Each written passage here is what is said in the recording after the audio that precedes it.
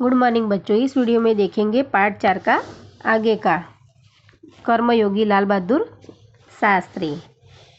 इसके बाद के 6 वर्षों तक वे इलाहाबाद की नगरपालिका से किसी न किसी रूप में जुड़े रहे। मैं समझता हूँ कि इस अनुभव में भी शास्त्री जी के व्यक्तित्व और चिंतन को नागरिकों की समस्याओं से निकट से परिचित कराया। उनके पास ग्रामीण जीवन का अनुभव था। अब इनके पास ही इलाहाबाद नगरपालिका के जन सेवा का भी अनुभव जुड़ गया था। लोकतंत्र की इस आधारभूत इकाई में कार्य करने के कारण वे देश के छोटी छोटी समस्या और उनके निराकरण की व्यवहारिक प्रक्रिया से अच्छी तरह परिचित हो गए थे कि उन्होंने 6 साल के बाद इलाहाबाद में जब नगरपालिका में काम किया तो उन्होंने देश में जो लोगों की छोटी छोटी समस्याएं है उनसे भी वो परिचित हो गए। कार्य के प्रति निष्ठा और मेहनत करने की अदम्य क्षमता के कारण सन 1937 में वे संयुक्त प्रांतीय व्यवस्थापिका सभा के लिए निर्वाचित हुए। सही मानने में यहीं से शास्त्री जी की संसदीय जीवन की शुरुआत हुई। निर्वाचित यानी कि उनका चुनाव हुआ, जिसका समापन देश की प्रधानमंत्री पद तक पहुंचने में हुआ। शास्त्री जी को भारतीय राजनीति की इतनी सही और गहरी पकड़ थी कि श्रीमती इंदिरा गांधी ने उन्हें अपना राजनीतिक गुरु मानते हुए कहा था कि उन्हीं के मार्गदर्शन में मेरा राजनीतिक जीवन शुरू हुआ। देश की आज़ादी के बाद उत्तर प्रदेश तथा केंद्र सरकार में शास्त्री जी भिन्न भिन्न पदों पर रहे। उत्तर प्रदेश में उन्हें गृह मंत्री बनाया गया। बाद में पंडित नेहरू के अनुरोध पर वे केंद्र में आए।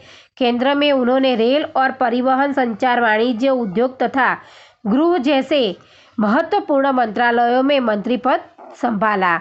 इन पदों पर रहते हुए शास्त्री जी ने अपनी जिस प्रशंसिक की दक्षता यानी निपुणता का प्रमाण दिया वह हमारे देश के लिए एक उदाहरण है।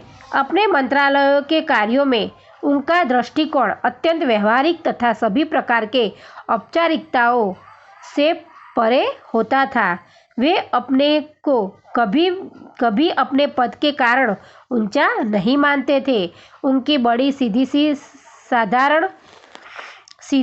धारणा थी कि वे जनता के शासक नहीं बल्कि जनता के सेवक हैं। ऐसी भावना से कार्य करने के कारण उन्हें अपने मंत्रालय में लोकप्रियता मिली, साथ ही साथ सारे देश में लोकप्रियता मिली। इस लोकप्रियता का परिणाम था कि पंडित नेहरू के निधन के बाद देश ने उन्हें प्रधानमंत्री के रूप में स्वीकार किया। देश के इस महत्वपूर्ण पद पर रहते हुए केवल 19 महीने के छोटे से समय में उन्होंने जितनी सफलताएं और लोकप्रियता प्राप्त की वह एक उदाहरण है। शास्त्री जी के सामने अपना उद्देश्य बिल्कुल स्पष्ट था। उसमें किसी प्रकार का धुंधलापन या भटकाव नहीं था। वे हमारे देश के अत्यंत महत्वपूर्ण पदों पर रहे और इन पदों पर रहते हुए स्वाभाविक रूप से वे अधिकार संपन्न भी थे, लेकिन उन्होंने हमेशा आत्मसंयम से काम लिया और अधिकारों से अधिक कर्तव्य को तरजीह दी। यानी कि उन्होंने अधिकार नहीं, खुद का अधिकार क्या था वो नहीं देखा, पर उन्होंने अपने कार्यों पर ध्यान दिया। शायद इसलिए शास्त्री जी इतने अधिक लोकप्रिय भी हो सके। उन्होंने अलीगढ़ मुस्लिम विश्वविद्यालय के दीक्षांत समारोह में, यानी कि जो प्रमाण पत्र विद्यार्थी को देते हैं उस समारोह को दीक्षांत समारोह कहते हैं, में 19 दिसंबर 1964 में को छात्रों को संबोधित करते हुए कुछ इस तरह के विचार व्यक्त किए थे। आपके भविष्य की मंजिल चाहे जो कुछ भी हो, आप में से प्रत्येक को यह सोचना चाहिए कि आप सबसे पहले देश के नागरिक हैं। यह आपको संविधान द्वारा प्रदत्त कुछ अधिकार देता है, लेकिन इससे कुछ कर्तव्यों का भी बोझ आता है जिसे समझना चाहिए। हमारा देश प्रजातांत्रिक है। जो निजी स्वतंत्रता देता है, लेकिन इस स्वतंत्रता का उपयोग एक व्यवस्थित समाज के हित में स्वेच्छा से लगाए गए प्रतिबंधों के तहत होना चाहिए। अधिकार, कर्तव्य और आत्मसंयम के बारे में यह अत्यंत महत्वपूर्ण बात शास्त्री जी ने कही थी, जिसे आज याद रखने की ज़रूरत है।